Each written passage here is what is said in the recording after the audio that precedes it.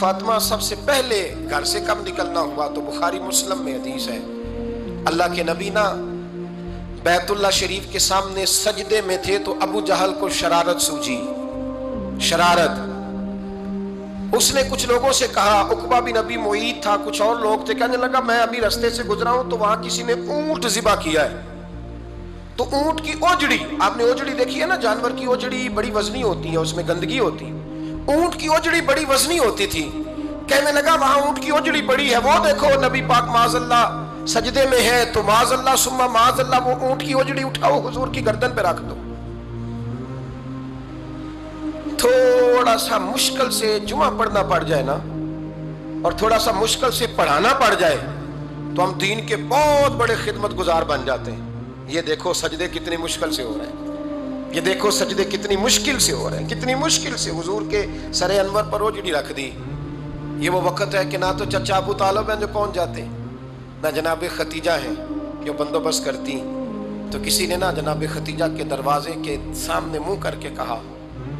کہ محبوب کے گھر والوں حضور کے سر اقدس پر اوجڑی رکھ دی ہے کسی، اور حضور سر اقدس اٹھاتے ہیں تو تکلیف محسوس کرتے ہیں۔ جناب فاطمہ کہتی پہلا دیہڑا تھا جب میں چہرے پہ کپڑا ڈال کے نا تو اپنے بابا کے لیے نکلی، فرماتی پہلا دن تھا، میں حرم کعبہ میں پہنچی، حضور کو سجدے میں دیکھا تو چھوٹے چھوٹے ہاتھوں سے میں نے اوجڑی نیچے گرائی، حضور بولے کچھ نہیں، نہ میں نے کوئی بات کی، میں نے حضور کی انگلی کو تھاما اور میں کنویں پہ لے آئی، حضور بھی نہیں بولے، جناب سیدہ فرماتی میں بھی نہیں بولی، حضور بیٹھ گئے اور میں کنویں سے پانی نکالنے لگی، میں حضور کی زلفیں دھوتی جاتی اور حضور روتے جاتے، زلفیں دھوتی جاتی اور حضور روتے جاتے۔ پھر حضرت فاطمہ نے جب حضور کی زلفیں دھو لیں تو ہاتھ اٹھائے، کہا اللہ کہ جنہوں نے میرے بابا کو تکلیف دی ہے نا ان کو برباد کر دے۔ میں رات روایت پڑھ رہا تھا مشکات سے تو میں حیران ہو رہا تھا کہ یہ عجیب منظر ہے، یہ عجیب منظر ہے کہ جب طائف والے پتھر مارے اور نبی کریم علیہ السلام سے حضرت زید بن حارثہ کہ حضور دعا کریں یہ تباہ ہو جائے، تو نبی پاک کہ نہیں زید میں نے نہیں ان کے لیے تباہی کی دعا کر دی، یہ نہیں ٹھیک ہوتے تو ہو سکتا ہے ان کی نسلیں ٹھیک ہو جائیں۔ اور جب احد میں وہ لوگ پتھر مار کے دانت شہید کر دیں، حضرت ابوبکر صدیق جیسی ٹھنڈی طبیعت کا آدمی عرض کرے حضور دعا کریں یہ تباہ ہو جائے،